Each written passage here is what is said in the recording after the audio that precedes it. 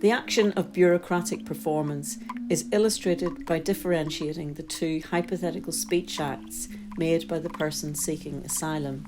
That is, I am an asylum seeker and I am a refugee.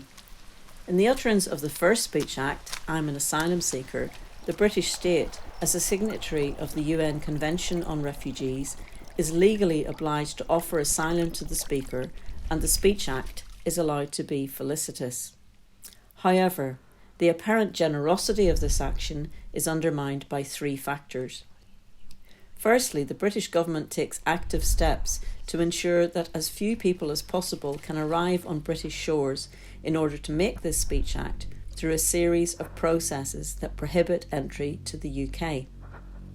Secondly, for the small number of asylum seekers who get as far as the UK, the legal seeking of asylum is made as difficult as possible, while the material circumstances in which those seeking asylum are forced to live are particularly uncomfortable and sometimes even dangerous.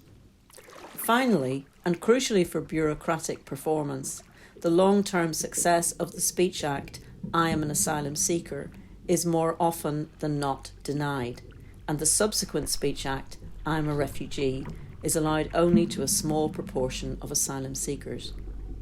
Understanding how bureaucratic performance operates opens up for speculation the effect of the difference between the seeking of asylum and the granting of refuge, where all asylum seekers are assumed to be lying unless they can prove otherwise. In the absence of material evidence, one of the few ways to do this is through a convincing and compelling narrative of persecution, meaning that asylum seekers are often forced to perform the role of victim in order to expedite their case for asylum.